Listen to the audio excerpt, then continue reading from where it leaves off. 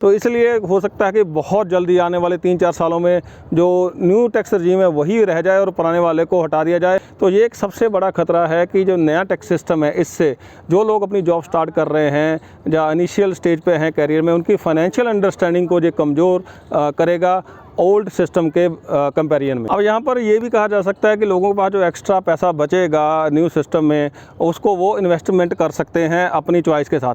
तो यहाँ पर अगर हम देखते हैं तो 1 साल के अंत में जो OTR है वो आपकी सेविंग तो साथ दे रहा है, साथ में 6,000 रुपये प्लस दे रहा है, जबकि अगर आप NTR के साथ जा रहे हैं तो टोटल में 36,000 रुपये आपके माइनस हो रहे हैं। अब दोस्तों हो सकता है कि आप इस बात को लेकर कंफ्यूज हों कि मुझे कौन सा सिस्टम ऑप्ट करना चाहिए मेरी प्रेजेंट सैलरी पे।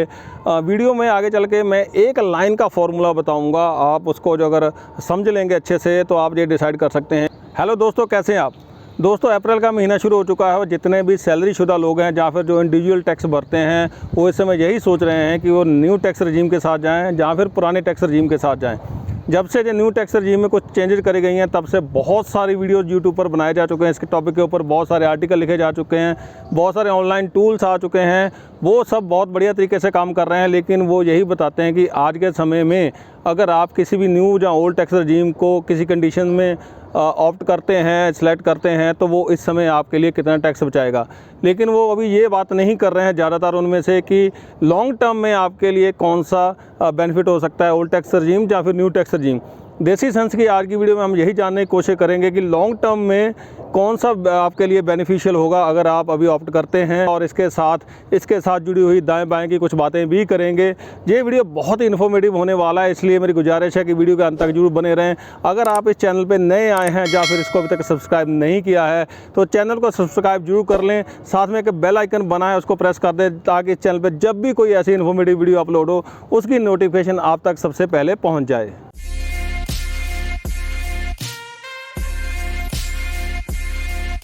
दोस्तों इस चीज़ों को आसान बनाने के लिए न्यू टैक्स रजीम को इस वीडियो में NTR बोलूँगा और ओल्ड टैक्स रजीम को OTR बोलूँगा, ताकि बोलने में और समझने में थोड़ी आसानी रहे। जब हम NTR की बात करते हैं, ये न्यू टैक्स रजीम इतना भी नया नहीं है, इसको सबसे पहले 2020 में इंट्रोड्यूस किया गया था।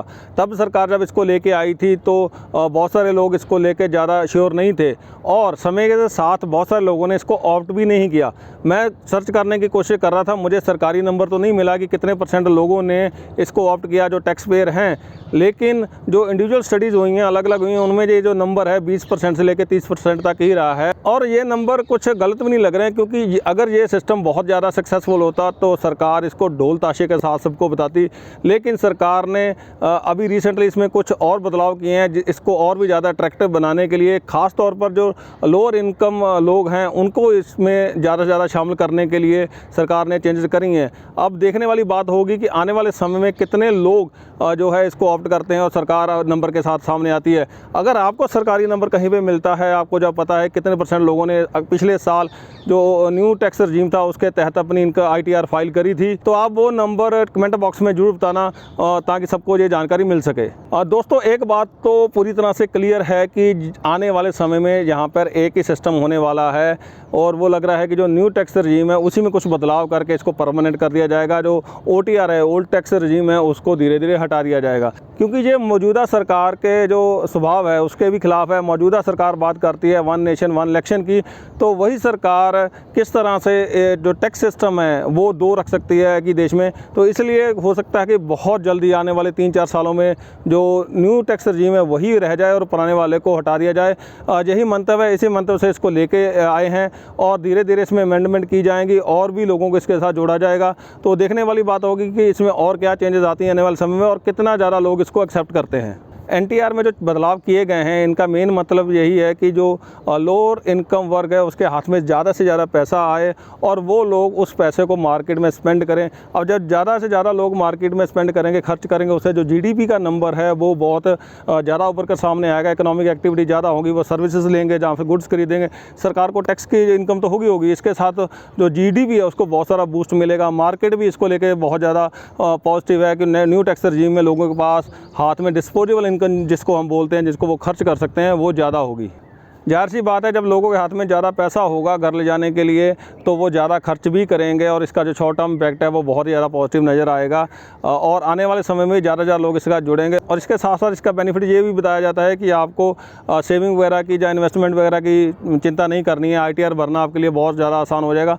वो मैं बहुत बड़ा मुद्दा नहीं मानता। अगर किसी के कुछ घंटे खर्च करने से उसके हज़ारों रुपये बच रहे हों तो व्यक्ति वही प्रेफर करेगा। आजकल तो 100 रुपये का जो डिस्काउंट पाने के लिए हम लोग घंटों एक वेबसाइट से दूसरी वेबसाइट पर ढूंढते रहते हैं। अगर किसी के हज़ारों रुपये बच जाते हैं कुछ घंटे ITR वगैरह फाइल करने में तो कोई बड़ा मुद्दा नहीं है। लेकिन इसके जो दूसरे बेनिफिट हैं वो काफ़ी ज़्यादा सरकार को उम्मीद है उनसे कि इससे GDP को बूस्ट बहुत ज़्यादा मिलेगा। दोस्तों, मैं कोई फाइनेंशियल एक्सपर्ट नहीं हूँ, मैं भी एक सैलरीशुदा इंसान हूँ और काफ़ी सालों से जॉब कर रहा हूँ, ITR भी भर रहा हूँ। तो उसी से मेरी जो फाइनेंशियल अंडरस्टैंडिंग बनी है उससे मैं ये बात समझ पा रहा हूँ कि इस सिस्टम का NTR का लॉन्ग टर्म में जो लोग अभी अपनी जॉब स्टार्ट कर रहे हैं, जहाँ जिनकी सैलरी उस ब्रैकेट में आ रही है 7 लाख से नीचे वाली ब्रैकेट में आ रही है, उनके लिए बहुत ही ज़्यादा नुकसानदेह होने वाला है। वो आगे जाके एग्जाम्पल के साथ समझेंगे। तो ये जो मैं बात कर रहा हूँ यहाँ पे अपने ऑब्जर्वेशन से या अपने एक्सपीरियंस से कर रहा हूँ। बाकी जो फाइनेंशियल एक्सपर्ट हैं, CA हैं, आप उनके साथ भी डिस्कस कर सकते हैं इसके बारे में अगर कोई कन्फ्यूजन हो तो। देखिए, जो ओल्ड सिस्टम है, जो OTR है, ये लोगों को इंसेंटिव देता है, मोटिवेट करता है इन्वेस्टमेंट करने के लिए। अब नए सिस्टम में लोगों के पास कोई इस तरह से की मोटिवेशन नहीं होगी तो बहुत ज़्यादा चांसेस हैं कि जो लोगों के पास एक्स्ट्रा पैसा आएगा उसको खर्च कर देंगे। इन्वेस्टमेंट करना हर किसी के लिए ज़रूरी है। अगर आप 8-10 लोगों से बात करें जिनको 6-7 साल से ज़्यादा समय हो गया है जॉब वगैरह करते हुए, आप उनसे अगर ये सवाल पूछें कि आपने इन्वेस्टमेंट करनी शुरू कब करी और क्यों करी, तो आपको ज़्यादातर, मैं मानता हूँ 8 या 9 लोग यही बोलेंगे कि जो 80C था और पुराने टैक्स सिस्टम में, उसकी वजह से उन्होंने इन्वेस्टमेंट करना शुरू करा। अब जो हर साल इन्वेस्टमेंट वो करते थे, इस तरह से उनकी हैबिट बन गई और कहाँ और कितना इन्वेस्टमेंट करना ये उनकी स्किल बन गई। तो इस तरह से ओल्ड टैक्स सिस्टम था जो लोगों को मोटिवेट करता था इन्वेस्टमेंट सेविंग्स करने के लिए। साथ में जब वो इस चीज़ में पढ़ते थे तो उनकी जो फाइनेंशियल अंडरस्टैंडिंग है चीज़ों के बारे में, इन्वेस्टमेंटों के बारे में, वो भी ग्रो होती थी। तो ये एक सबसे बड़ा खतरा है कि जो नया टैक्स सिस्टम है, इससे जो लोग अपनी जॉब स्टार्ट कर रहे हैं या इनिशियल स्टेज पे हैं करियर में, उनकी फाइनेंशियल अंडरस्टैंडिंग को ये कमज़ोर करेगा ओल्ड सिस्टम के कंपैरिजन में।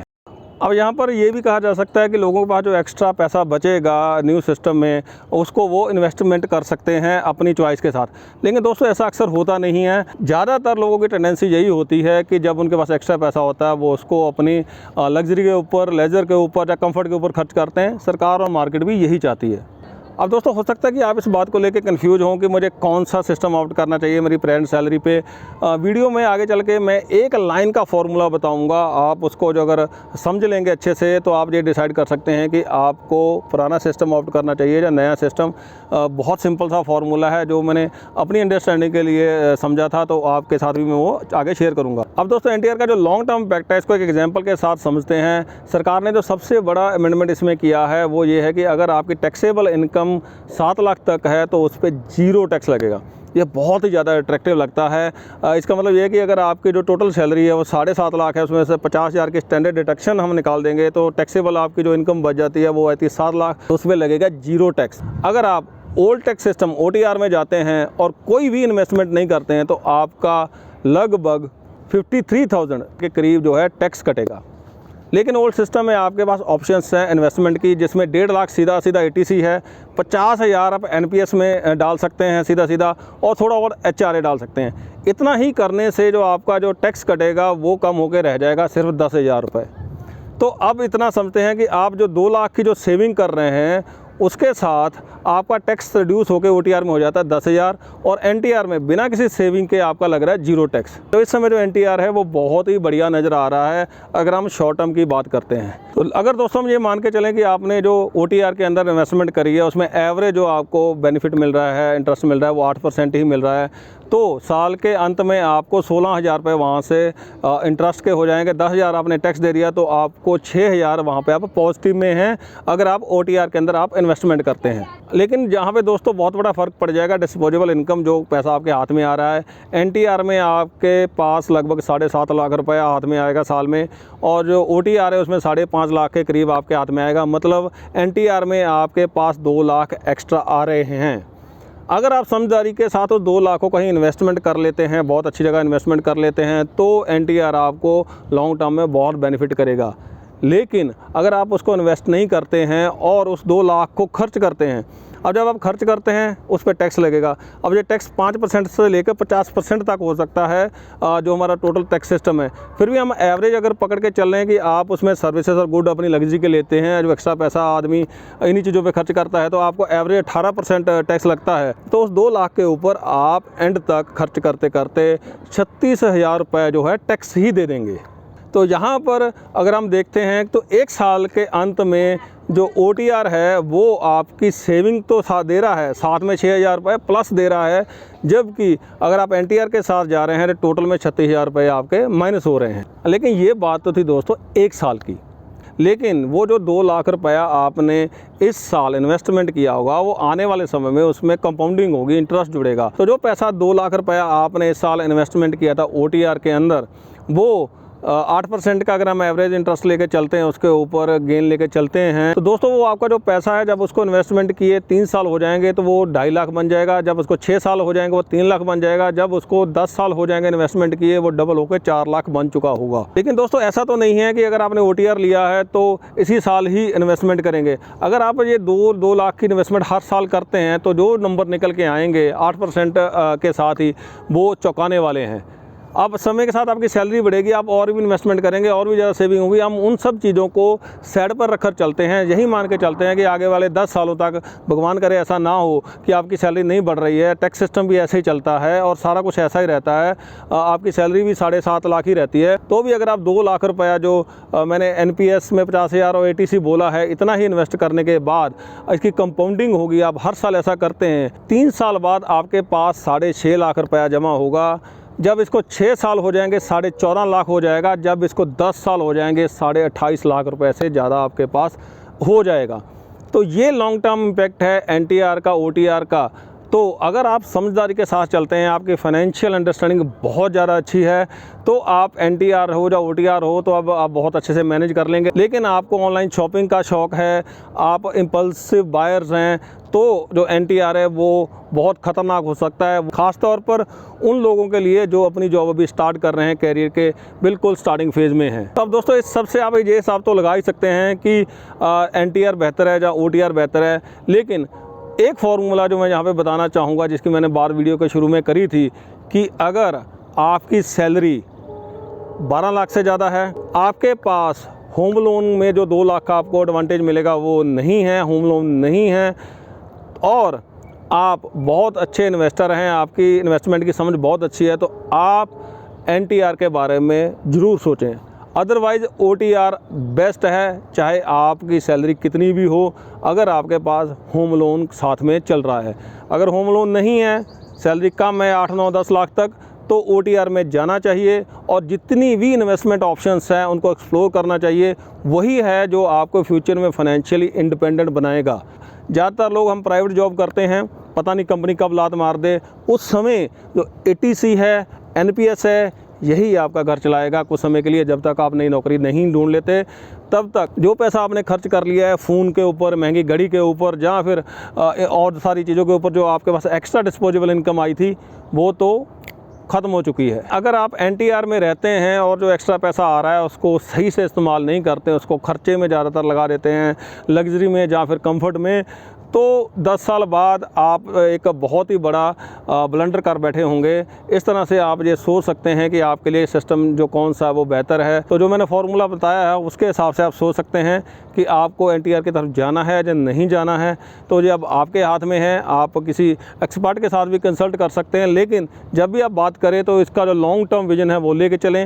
हो सकता है आने वाले 4-5 या 3 सालों में, 4 सालों में सरकार OTR को बंद ही कर दे। तो जब तक है तब तक इसको ऑप्ट करें, ताकि आपकी जो हैबिट बन जाए इन्वेस्टमेंट करने की, साथ में इसके साथ स्किल तो अपने आप फिर टाइम के साथ आ ही जाएगा। तो दोस्तों इसके साथ साथ सरकार ने एक काम और किया है कि जो NTR है वो डिफ़ॉल्ट सिस्टम होगा हर किसी के लिए। अगर आप OTR के साथ जाना चाहते हैं तो आपको अपनी कंपनी को बताना होगा, जहाँ फिर आप फाइनेंशियल एडवाइज़र हैं, CA हैं, उनसे कंसल्ट कर सकते हैं कि आप OTR में कैसे बने रह सकते हैं। तो दोस्तों उम्मीद है कि ये वीडियो आपको इन्फॉर्मेटिव लगा होगा। अगर आपने इसमें से कुछ सीखा तो इसको लाइक जरूर करें, इसको शेयर करें, चैनल को सब्सक्राइब करना ना भूलें। इस वीडियो को अंत तक देखने के लिए आपका बहुत बहुत धन्यवाद।